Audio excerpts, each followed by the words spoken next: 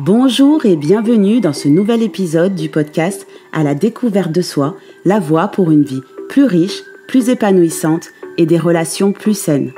Je suis Adelsa, coach certifiée et votre guide sur ce chemin de la conscience de soi, de la liberté intérieure, de l'autonomie et surtout du bonheur authentique. Apprenons ensemble à nous connaître, ouvrons de nouvelles portes et construisons un avenir où le bonheur n'est pas un mythe. Dans le précédent épisode, nous avons parlé du syndrome du sauveur et surtout des dangers qu'il pouvait représenter pour notre bien-être et nos relations. Il est temps maintenant de voir comment transformer cette envie naturelle d'aider les autres en un formidable outil de croissance personnelle. Mais comme d'habitude, avant de plonger dans le vif du sujet, laissez-moi vous rappeler que vous avez un grand pouvoir de soutien. Si vous appréciez ce podcast et que les épisodes résonnent en vous, pensez à vous abonner si ce n'est pas encore fait et à le noter sur votre plateforme d'écoute préférée. Vous m'aidez ainsi à faire découvrir ce podcast dédié à la découverte de soi et à la création de relations plus saines.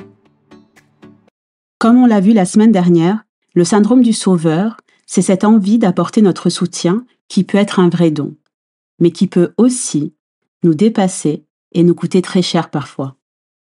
Alors comment équilibrer tout ça ? Comment prendre soin des autres sans s'oublier tout en prenant soin de soi ? Aujourd'hui, je vous propose qu'on voit ensemble 5 piliers qui, selon moi, sont indispensables pour harmoniser cet instinct d'aide avec le respect de notre bien-être et surtout de notre vie. Le premier pilier, le premier pas pour transformer ce besoin d'aider, et je dis bien ce besoin, c'est justement de le reconnaître pour ce qu'il est. L'idée, c'est d'utiliser cette prise de conscience pour comprendre quand et pourquoi on ressent ce besoin de se transformer en sauveur. Pensez à ces moments où vous ressentez ce devoir d'agir. Admettons que vous êtes la personne qui organise le plus souvent des événements pour vos amis. Vous êtes en première ligne, dès qu'il y a quelque chose à faire, vous êtes la première personne qui intervient et qui prenez tout en charge. Parce que vous voulez leur faire plaisir, mais aussi parce que vous voulez que ce soit fait et correctement fait. Ou bien alors, vous êtes celle qui passe à l'action dès qu'un proche est en difficulté. Bien sûr, ça part d'une bonne intention, mais être la personne qui prend toujours tout en main, tout en charge, peut aussi vous épuiser, surtout si vous avez cette tendance à vous oublier sur la route. Pour faciliter cette prise de conscience, pour mieux comprendre ces moments, je vous propose d'utiliser mon outil fétiche, c'est-à-dire de tenir un journal. Et de vous demander à quel moment ça bascule. Justement, à quel moment vous prenez tout en main. Est-ce que c'est quand il y a un projet sur la table ? Quand une personne vous parle de ses problèmes ? Quand elle vous demande son aide ? Ou bien encore quand elle exprime des émotions désagréables ? Qu'est-ce qui fait que vous pensez devoir faire quelque chose, même si c'est au détriment de votre propre bien-être ? Prenez l'habitude de vous placer en tant qu'observateur de vos propres actions et notez chaque fois que vous ressentez le besoin d'intervenir ou d'aider. Qu'est-ce que vous ressentez exactement ? Quelles sont vos motivations et intentions ? Plus vous arriverez à mettre de la lumière sur vos schémas, plus vous pourrez prendre conscience des raisons, des motivations qui se cachent derrière votre comportement et surtout ce besoin d'intervenir systématiquement. Ça vous permettra de sortir du mode automatique et de choisir en conscience et sans vous oublier sur le chemin quand et comment vous pouvez offrir votre aide. Parce que l'idée ici, ce n'est pas de ne plus aider les personnes autour de nous, mais de ne plus tomber dans ce syndrome du sauveur qui nous pousse à foncer tête baissée sans jamais se préserver. Ce qui m'amène au deuxième pilier. Le deuxième pas vers une aide plus équilibrée, c'est d'apprendre à écouter sans se sentir obligé de résoudre chaque problème. Si votre première réaction est de vouloir intervenir immédiatement quand quelqu'un vous partage ses difficultés, souvenez-vous qu'être présent pour quelqu'un, ça ne veut pas forcément dire résoudre ses problèmes. Parfois, la meilleure aide que vous puissiez offrir, c'est une oreille attentive. Par exemple, si votre amie vous appelle et qu'elle est complètement bouleversée après une dispute avec son partenaire, plutôt que de vous précipiter avec des conseils ou d'essayer de régler la situation, essayez de lui offrir une écoute attentive, c'est-à-dire écoutez-la vraiment pour entendre ce qu'elle a à dire et non pas pour lui répondre. Dites plutôt des choses comme « Comment tu te sens par rapport à ça ?» ou encore « Qu'est-ce que tu voudrais vraiment dans cette situation ? Qu'est-ce que tu aimerais ?» Pour vous aider dans cette démarche, la prochaine fois qu'un de vos proches vous partagera ses difficultés, essayez de privilégier l'écoute au conseil et notez ce qui se passe en vous et chez l'autre quand vous choisissez simplement d'écouter. Vous verrez que la plupart du temps, les personnes ne cherchent pas forcément une solution immédiate, mais quelqu'un qui peut être là, qui peut écouter et surtout comprendre ce que la personne vit. Bien souvent, poser des questions ouvertes et authentiques permet à l'autre personne de mieux exprimer ses émotions et d'envisager ses propres solutions. Par contre, juste une petite précision avant de passer au pilier suivant. Dans les cas où la personne insisterait malgré tout pour que vous agissiez, pour que vous résolviez son problème, avant de vous laisser aller à votre tendance de sauveur, demandez-vous d'abord si vous pouvez vraiment le faire. Avez-vous les compétences, l'énergie et la disponibilité pour le faire? Est-ce que c'est votre responsabilité d'agir? Et aussi, est-ce que vous en avez vraiment envie? Parce que oui, même si ça peut vous choquer, vous avez le droit de ne pas vouloir. Et en général, lorsque vous n'en avez pas envie, c'est qu'il y a une bonne raison derrière, mais que vous refusez de l'admettre. Si vous répondez non à une seule de ces questions, maîtrisez-vous et retenez-vous d'agir dans l'immédiat, aussi bien pour votre bien à vous que celui de la relation. Comme je vous le disais la semaine dernière, vous n'avez pas à prendre la responsabilité des émotions et des problèmes des personnes qui vous entourent. Déjà parce que ce n'est pas votre vie et vous n'êtes pas la personne la mieux placée pour trouver les meilleures solutions, mais aussi parce que ce n'est pas aider vos proches que de faire à leur place. Ça déséquilibre vos relations. Alors même si ces ajustements ne sont pas faciles à mettre en place, essayez quand même. C'est le meilleur moyen de bâtir des liens de confiance et des relations plus fortes et authentiques tout en prenant soin de vous. Le troisième pilier, c'est de fixer des limites claires. Et c'est même l'un des points les plus importants. Apprendre à poser des limites est essentiel pour préserver votre bien-être. Et ça commence par comprendre vos propres besoins et reconnaître ce que vous êtes prêt ou non à offrir. Prenez l'habitude de dire « je ne peux pas faire ça, mais par contre ça je peux ». C'est une très bonne manière de montrer que vous tenez à la personne tout en respectant vos limites personnelles. Sans limite claire, vous risquez de vous perdre dans les besoins des autres sans jamais vous poser la question « et moi ? Où est-ce que je me situe dans tout ça ? Ma vie, mes projets ?» Vous avez un épisode entier dédié aux limites dans la série « À la découverte de nos émotions », c'est l'épisode 7 « Apprendre à dire non sans culpabilité ». N'hésitez pas à le réécouter et à télécharger le cahier d'exercice si vous ne l'avez pas fait à l'époque, parce que poser des limites, c'est quelque chose auquel on est confronté au quotidien et on sera confronté à ça toute notre vie. Pour la petite histoire, j'ai récemment dû, moi aussi, me reposer des limites. J'avais pris cette habitude de répondre systématiquement à toutes les sollicitations, certainement par devoir, mais aussi par peur de décevoir. Le problème, c'est que quand on a cette tendance à s'investir pleinement dans tout ce qu'on fait, mais surtout parce qu'on a ce syndrome du sauveur, et qu'en plus on travaille à son propre compte sans horaire imposé, eh bien, on se retrouve très vite débordé par les appels et les messages en tout genre. Et j'ai réalisé que je consacrais le plus clair de mon temps aux autres au détriment de ma propre vie et de mes propres projets. Et je vous cache pas que c'était vraiment devenu lourd pour moi.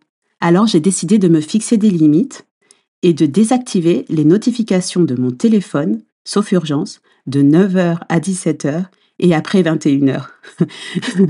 Je vous raconte pas le tollé que ça a fait parce que tout le monde n'a pas forcément apprécié. Et en même temps, c'est normal parce que les changements sont pas toujours bien accueillis. Mais moi, j'en avais vraiment besoin.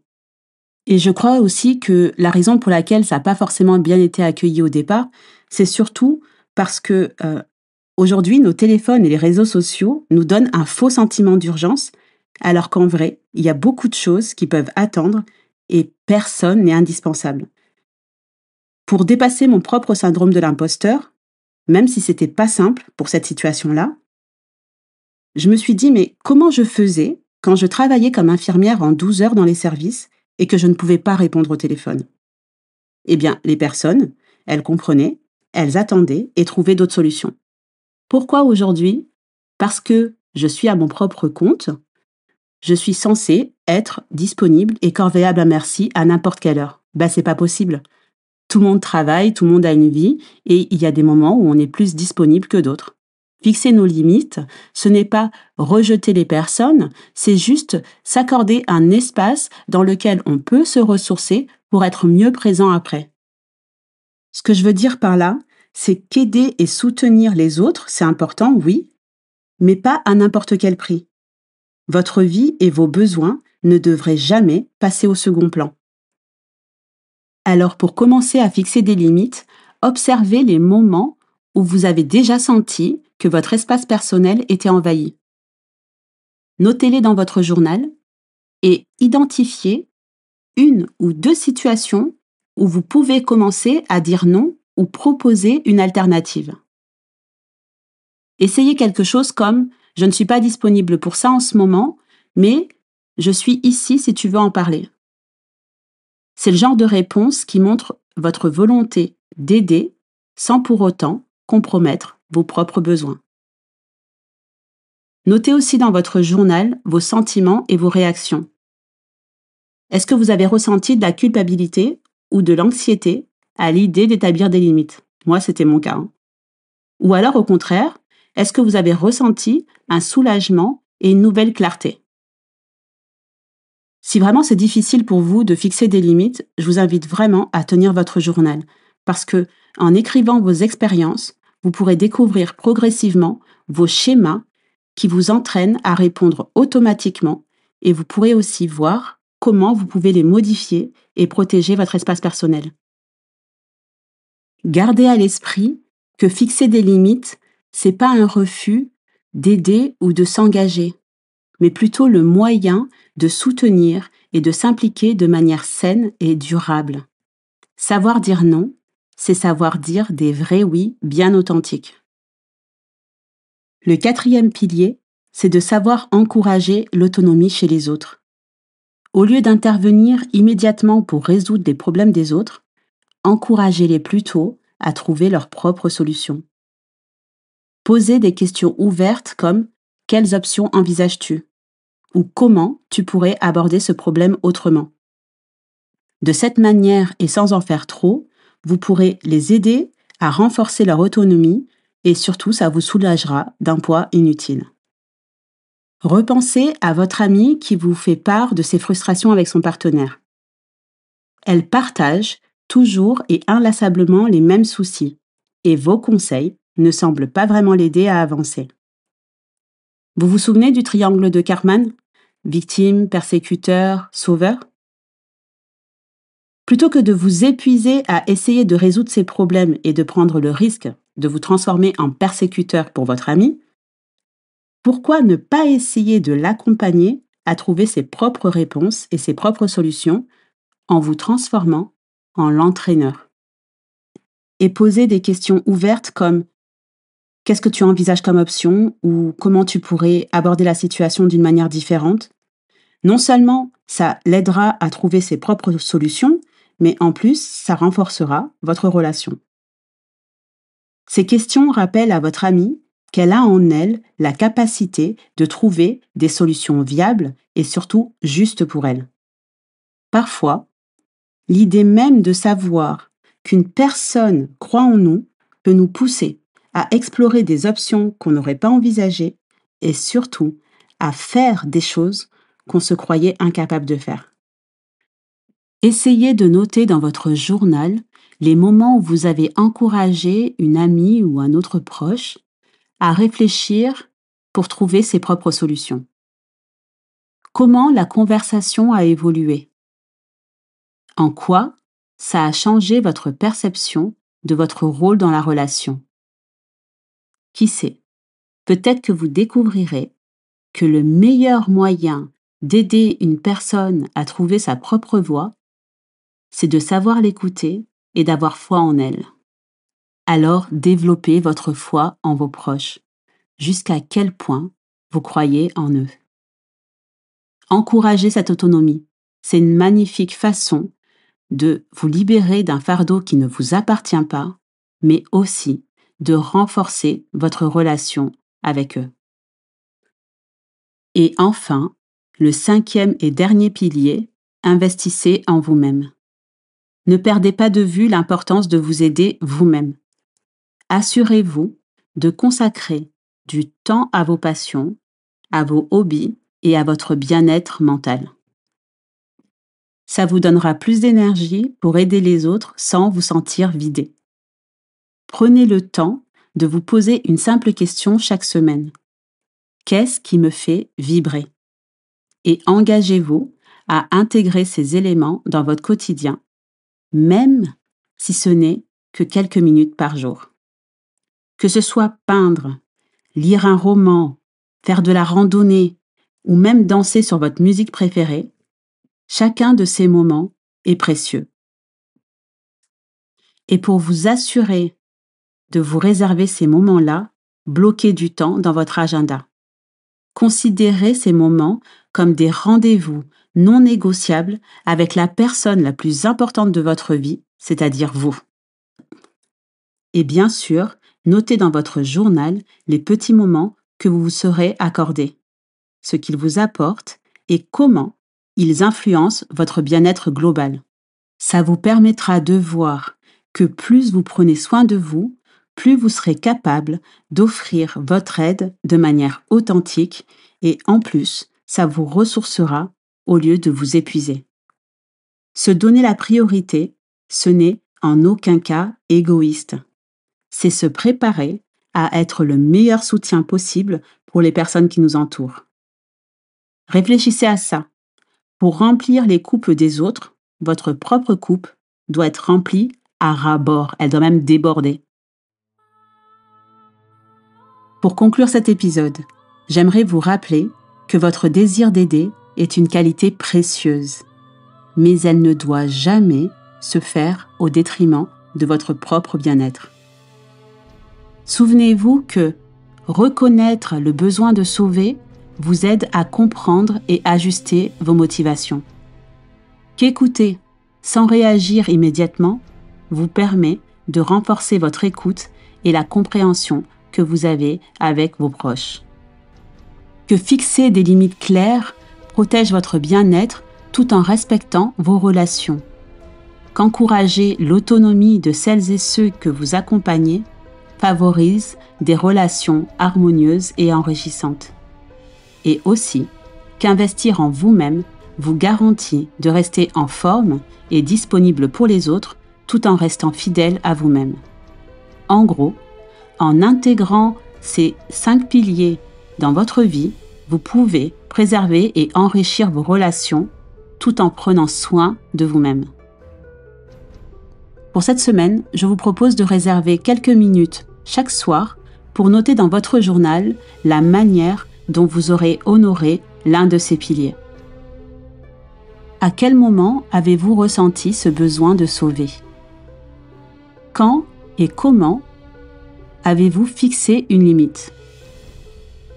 Comment avez-vous encouragé l'autonomie ou quel moment vous vous êtes réservé à vous-même cette semaine?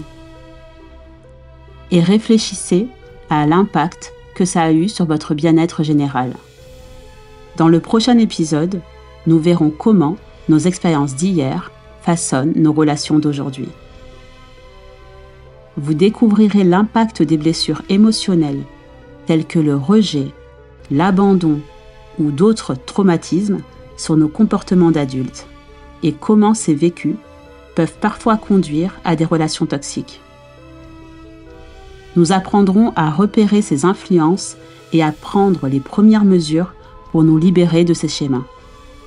D'ici là, prenez bien soin de vous et n'oubliez pas, votre vie compte et elle mérite que vous lui accordiez autant d'amour et d'attention que vous en accordez aux autres. Merci encore de m'avoir accompagné aujourd'hui. Pensez à partager cet épisode avec une personne qui pourrait en avoir besoin et laissez-moi vos réflexions en commentaire. Elles pourraient nourrir les prochains épisodes. Merci encore et à très vite.